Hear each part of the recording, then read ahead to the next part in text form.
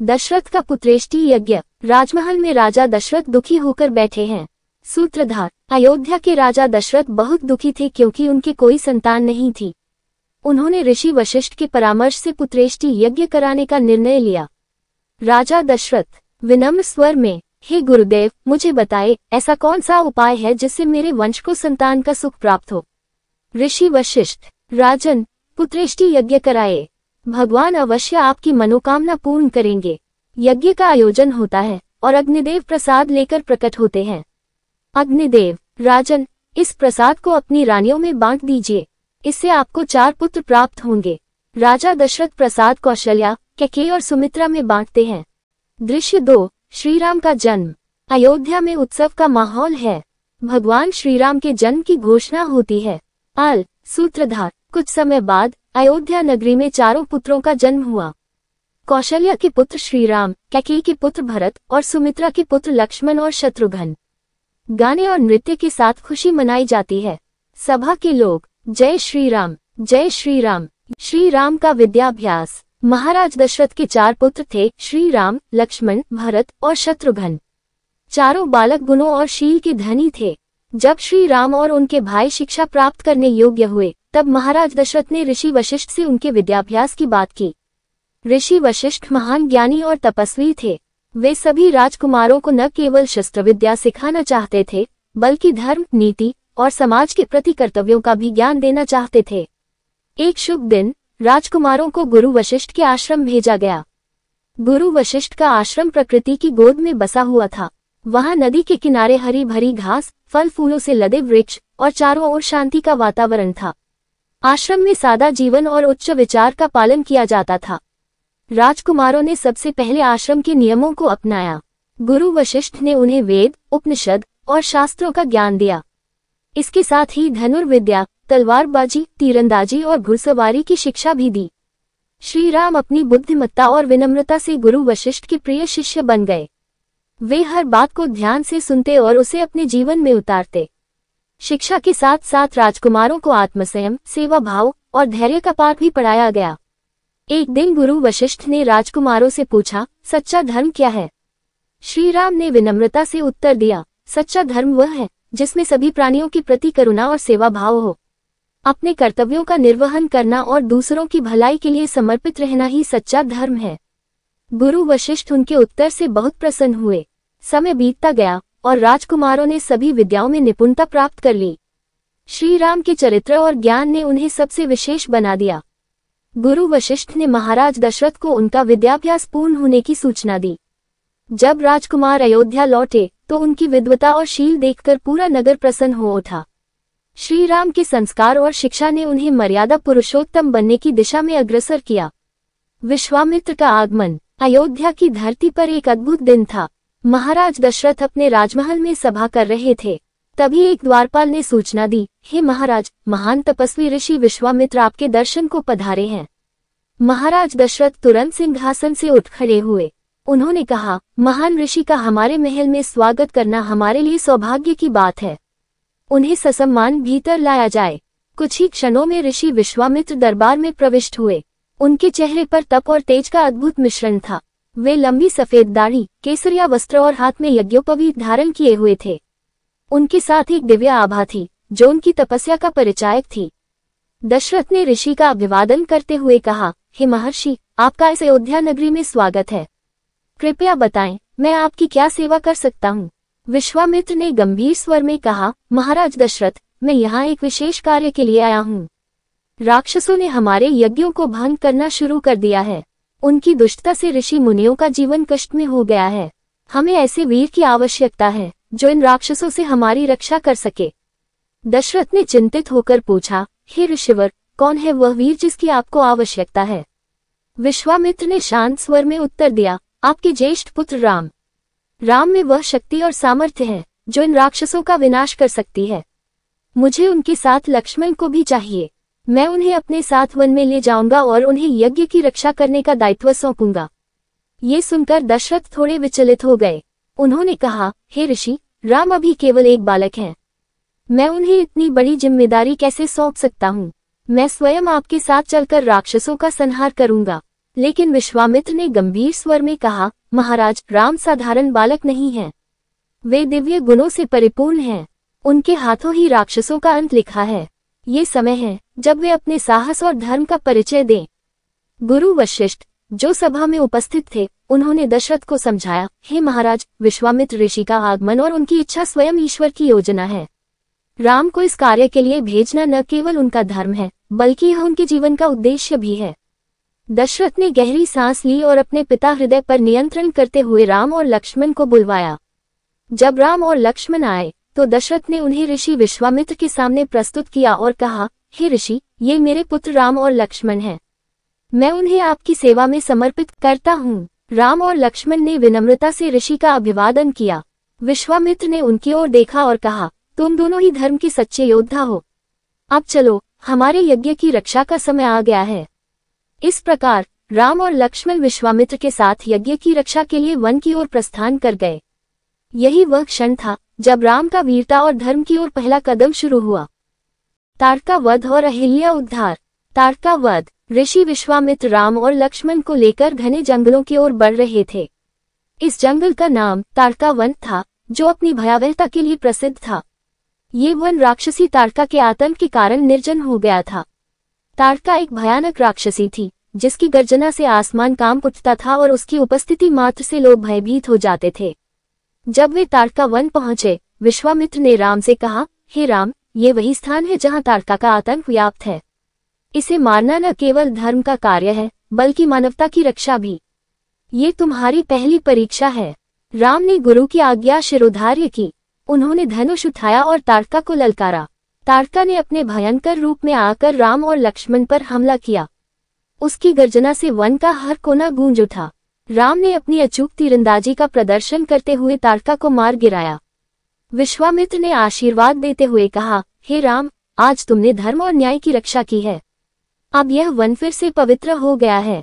अहिल्या उद्धार। ताड़का वध के बाद राम, लक्ष्मण और विश्वामित्र एक अन्य वन क्षेत्र में पहुंचे। ये स्थान ऋषि गौतम का आश्रम था, जो अब उजाड़ और निर्जन था। वहां राम ने देखा कि एक पत्थर के रूप में एक महिला पड़ी हुई थी। राम ने जिज्ञासा से पूछा, गुरुदेव, ये पत्थर की मूर्ति कैसी है? इसका क्या रहस्य है? विश्वामित्र ने गहरी सांस लेते हुए कहा, ये गौतम ऋषि की पत्नी अहिल्या है। वे अपने सौंदर्य और तपस्या के लिए प्रसिद्ध थीं। एक बार इंद्र ने छल से उनका रूप धारण कर उनका अपमान किया। जब ऋषि गौतम को इस बात का पता चला, तो उन्होंने क्रोधित होकर अहिल्या को श्राप दिया कि वह पत्थर बन जाएंगी। लेकिन उनकी पवित्रता और तपस्या को देखते हुए ऋषि ने कहा कि जब भगवान विष्णु का अवतार राम इस स्थान पर आएंगे और अपने चरणों से इसे स्पर्श करेंगे, तब अहिल्या का उद्धार होगा। राम ने गुरु की बात सुनकर पत्थर के पास जाकर उसे अपने चरणों से स्पर्श किया। उसी क्षण पत्थर की मूर्ति जीवन में बदल गई। अहिल्या अपने मूल रूप में प्रकट हुई। उनकी आंखों में कृतज्ञता के आंसू थे। अहिल्या ने राम की ओर देखकर कहा, हे प्रभु, आपने मेरा उद्धार कर मुझे नया जीवन दिया है। मैं सदा आपकी आभारी रहूंगी। राम ने उन्हें आशीर्वाद दिया और कहा, आपका तप और पवित्रता अद्वितीय है। अब आप ऋषि गौतम के पास लौटे और पुनः अपने जीवन को प्रारंभ करें। इस प्रकार राम ने ताड़का का वध कर धर्म की रक्षा की और अहिल्या का उद्धार कर उनकी पवित्रता को पुनः स्थापित किया। यह उनकी मर्यादा पुरुषोत्तम बनने की यात्रा का एक महत्वपूर्ण अध्याय था। पुष्प वाटिका की कहानी। जनकपुरी नगरी के राजा जनक के राजमहल के समीप एक सुंदर पुष्प वाटिका थी। ये वाटिका इतनी मनोहारी थी कि उसमें तरह तरह के रंग बिरंगे फूल खिले रहते थे, जिनकी सुगंध से पूरा वातावरण महक उठता था। इस वाटिका के मध्य में शिव का एक विशाल धनुष रखा हुआ था, जिसे कोई भी उठाने में असमर्थ था। ये धनुष राजा जनक की पुत्री सीता के विवाह के लिए एक महत्वपूर्ण परीक्षा का हिस्सा था। राम का जनकपुरी आगमन। एक दिन ऋषि विश्वामित्र अपने शिष्यों राम और लक्ष्मण के साथ जनकपुरी पहुंचे। राजा जनक ने उनका स्वागत किया और उन्हें अपने महल में ठहराया। विश्वामित्र ने राम और लक्ष्मण से कहा, यह जनकपुरी की प्रसिद्ध पुष्प वाटिका है। तुम दोनों यहाँ जाकर इसका आनंद लो। ये बहुत ही शांत और सुंदर स्थान है। राम और लक्ष्मण पुष्प वाटिका में घूमने पहुंचे। वहां का वातावरण अत्यंत मोहक था। पक्षियों की चहचहाहट और फूलों की खुशबू ने सबका मन मोह लिया। राम और सीता का मिलन। उसी समय सीता अपनी सखियों के साथ पुष्प वाटिका में फूल तोड़ने आईं। उनकी उपस्थिति ने वातावरण को और भी दिव्य बना दिया। सीता की सुंदरता और सादगी अनुपम थी। राम ने उन्हें पहली बार देखा और उनकी ओर आकर्षित हो गए। सीता ने भी राम को देखा और उनके तेजस्वी व्यक्तित्व से प्रभावित हुई। दोनों की नजरें मिली और समय जैसे ठहर सा गया। राम ने अपनी दृष्टि झुका ली, उनके भीतर सम्मान और विनम्रता का भाव था। सीता ने अपनी सखियों के साथ फूलों का संग्रह शुरू किया, लेकिन उनके मन में राम की छवि अंकित हो चुकी थी। लक्ष्मण का आदर भाव। लक्ष्मण, जो राम के साथ थे, ने भी इस दृश्य को देखा। उन्होंने महसूस किया कि उनके भाई राम और सीता के बीच एक दिव्य संबंध है। लक्ष्मण ने विनम्रता से अपने भाई का मार्गदर्शन किया और कहा, भैया, ये लगन और प्रेम का संकेत है। शायद ये भगवान की इच्छा है। विश्वामित्र की योजना। जब राम और लक्ष्मण पुष्प वाटिका से लौटे तो उन्होंने अपने गुरु विश्वामित्र को अपनी यात्रा के बारे में बताया। विश्वामित्र मुस्कुराए और कहा, यह तुम्हारे जीवन का एक महत्वपूर्ण चरण है। अब समय आ गया है कि तुम राजा जनक के शिव धनुष को उठाने की परीक्षा में भाग लो। निष्कर्ष, पुष्प वाटिका में राम और सीता का पहला मिलन न केवल एक साधारण घटना थी, बल्कि यह उनके दिव्य प्रेम की शुरुआत थी। ये वह क्षण था जब दोनों के हृदय एक दूसरे के लिए धड़कने लगे। आगे चलकर शिव धनुष उठाने की परीक्षा ने इस प्रेम को विवाह के बंधन में बदल दिया। पुष्प वाटिका का यह अध्याय राम और सीता के मिलन की पवित्रता और प्रेम का प्रतीक है, जो आज भी आदर्श माना जाता है। स्वयंवर का आयोजन। जनकपुरी में एक भव्य स्वयंवर का आयोजन किया गया। दूर दूर से राजा, राजकुमार और वीर योद्धा जनक की इस चुनौती को स्वीकार करने के लिए एकत्र हुए। स्वर्ण सिंहासन, रंग बिरंगे पुष्पों से सजा मंच और धनुष के दर्शन के लिए उत्साहित जनसमूह, ये सब जनकपुरी को दिव्य बना रहे थे। राम और लक्ष्मण का आगमन। विश्वामित्र राम और लक्ष्मण को लेकर स्वयंवर में पहुंचे। राजा जनक ने ऋषि का आदरपूर्वक स्वागत किया और राम तथा लक्ष्मण को देखा। राम की तेजस्विता और शांत स्वभाव ने सभी को प्रभावित किया। जनक ने दुखी होकर कहा, यदि कोई इस धनुष को न उठा सका तो मुझे लगेगा कि धरती पर अब कोई विशेष नहीं है।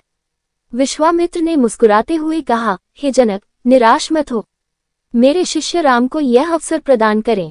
राम द्वारा धनुष उठाना। राम ने गुरु की आज्ञा मानकर शिव धनुष के पास जाकर प्रणाम किया। जनसमूह में सन्नाटा छा गया।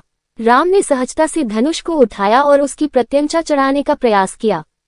जैसे ही उन्होंने धनुष को खींचा, वह बीच में टूट गया। उसकी आवाज इतनी जोरदार थी कि सारा जनसमूह स्तब्ध हो गया। जनक और सीता की प्रतिक्रिया। राजा जनक प्रसन्न हो गए और बोले, आज मैं गौरवान्वित हूँ कि मेरी पुत्री का योग्य वर मिल गया। राम, आपने ये सिद्ध कर दिया कि आप ही इस संसार के सबसे योग्य और बलवान योद्धा हैं। सीता, जो सजीव देवी के समान मंच पर बैठी थी, ने राम को देखा और उनके प्रति श्रद्धा और प्रेम से भर गई। वह धीरे धीरे चलकर राम के पास आई और वरमाला उनके गले में डाल दी। राम ने सिर झुकाकर इसे स्वीकार किया। शादी का प्रस्ताव। राजा जनक ने इस शुभ अवसर पर अयोध्या के राजा दशरथ को निमंत्रण भेजा। दशरथ अपने पूरे परिवार और बारात के साथ मिथिला पहुंचे। भव्य समारोह में राम और सीता का विवाह संपन्न हुआ। यह विवाह न केवल दो आत्माओं का मिलन था, बल्कि दो महान राजवंशों के बीच भी संबंध स्थापित हुआ। सीता स्वयंवर की यह घटना राम और सीता के दिव्य प्रेम और मर्यादा की शुरुआत थी। इस विवाह ने राम के व्यक्तित्व और उनकी ईश्वरत्व की पहचान को और मजबूत किया। ये कथा भारतीय संस्कृति में आदर्श विवाह का प्रतीक है। अयोध्या में श्रीराम के राजतिलक की तैयारी और मंथरा का षड्यंत्र। अयोध्या में श्रीराम के राजतिलक की खुशी। अयोध्या में श्रीराम के राजतिलक की तैयारी जोरों से चल रही थी। दशरथ महाराज ने अपने बड़े बेटे राम को अयोध्या का राजा बनाने का निश्चय किया था। राजमहल में हर ओर खुशी का माहौल था। नगरवासी खुश थे और हर कोई श्रीराम के राज्याभिषेक की प्रतीक्षा कर रहा था। राजमहल में विभिन्न आयोजन हो रहे थे। रंग बिरंगे फूलों की सजावट, ध्वज और पताकाओं की बिछावट, रानी के महलों में विशेष पूजा अर्चना और उत्सव की तैयारियां। राम के छोटे भाई लक्ष्मण, भरत और शत्रुघ्न भी उत्साहित थे। मंथरा का षड्यंत्र। मंथरा, जो कि कैकेयी की सहायिका थी, राजमहल में एक गुप्त षड्यंत्र की योजना बना रही थी। मंथरा, जो एक जड़ और क्रूर सोच वाली दासी थी, ने ये देखा कि राम के राजतिलक के साथ उसकी बहन कैकेयी का अधिकार और प्रभाव समाप्त हो जाएगा। वह अपनी नफरत और द्वारपाल होने के कारण इस परिस्थिति से खुश नहीं थी। मंथरा ने कैकेयी के पास जाकर उसे राम के राज्याभिषेक के खिलाफ भड़काया। मंथरा का कैकेयी को भड़काना। मंथरा ने कैकेयी से कहा, राजा दशरथ ने अपने बड़े बेटे राम को राजा बनाने का निश्चय किया है, लेकिन तुमने कभी अपनी स्थिति को नहीं समझा। अगर राम राजा बनेगा तो तुम्हारे बेटे भरत को कभी सिंहासन नहीं मिलेगा। तुम्हारा भाग्य इस समय अपने हाथों में है और तुम्हें इस अवसर का उपयोग करना होगा। कैकेयी, जो कि राजा दशरथ की प्रिय पत्नी थी, पहले तो मंथरा की बातों को नजरअंदाज करती रही, लेकिन मंथरा ने उसे राम के शासन के कारण आने वाली सभी परेशानियों को याद दिलाया और कैकेयी के दिल में शंका और भय का बीज बो दिया। मंथरा ने उसे ये भी बताया कि अगर राम राजा बनेगा तो उसकी बहू सीता भी उसका वर्चस्व बढ़ाएगी और उसे कभी भी अपने बेटे भरत के लिए राजपद की उम्मीद नहीं होगी। कैकेयी का निर्णय और दशरथ से वचन। मंथरा के शब्दों ने कैकेयी के दिल में घृणा और राजमाता बनने की चाहत भर दी। उसने दशरथ से 2 वरदानों की मांग करने का निर्णय लिया, जिनके बारे में दशरथ ने उसे बहुत पहले वचन दिया था। कैकेयी दशरथ के पास गई और उससे कहा, राजा दशरथ, आपने मुझे 2 वरदान दिए थे। अब समय आ गया है कि आप उन्हें पूरा करें। मेरा पहला वरदान है कि राम को वनवास भेजा जाए और दूसरा वरदान है कि मेरे बेटे भरत को राजगद्दी दी जाए। राजा दशरथ के लिए यह विश्वासघात था, क्योंकि उन्हें राम को राजा बनाने का वचन दिया था। वह दुखी हुए, लेकिन अपनी पत्नी के वचन को निभाने के लिए उन्होंने इन मांगों को स्वीकार कर लिया। राम का वनवास। राजा दशरथ ने राम को वनवास देने का आदेश दिया और राम, जो कि यह सब सुनकर दुखी थे, पूरी विनम्रता से इसका पालन करने के लिए तैयार हो गए। उन्होंने अपने माता पिता और भाइयों से विदा ली और वनवास के लिए निकल पड़े। राम का वनवास जाना अयोध्या के लिए एक शोक की घड़ी बन गया, लेकिन राम के निर्णय को देखकर सबने उनकी महानता को समझा। वह अपना वचन निभाने के लिए पूरी तरह से समर्पित थे। भरत का आक्रोश। जब भरत को ये खबर मिली कि राम को वनवास भेज दिया गया है, तो वह बहुत दुखी और क्रोधित हुआ। भरत ने अपनी मां कैकेयी को दोषी ठहराया और उसे कड़ी बातें सुनाई। वह राम को लाने के लिए जंगल में जाने का निश्चय करता है। भरत का प्रेम और श्रद्धा राम के प्रति अद्वितीय था और वह कभी भी राम के बिना अयोध्या का राजा बनने का विचार भी नहीं कर सकता था। निष्कर्ष। मंथरा के षड्यंत्र ने अयोध्या में भारी उथल पुथल मचाई। उसकी कुटिल योजनाओं और कैकेयी के निर्णय ने न केवल राम के जीवन को बदल दिया, बल्कि अयोध्या की राजनीति और समाज को भी एक गहरे संकट में डाल दिया। राम का वनवास, सीता का साथ छोड़ना और भारत का संघर्ष ये दर्शाता है कि भगवान राम ने अपने वचन के लिए अपने परिवार और राज्य का बलिदान दिया, जिससे उनका जीवन सच्चे धर्म और न्याय का प्रतीक बन गया। सीख। इस कहानी से यह शिक्षा मिलती है कि सत्य, धर्म और वचन के पालन में कोई समझौता नहीं किया जाता, चाहे परिस्थितियां कैसी भी हों।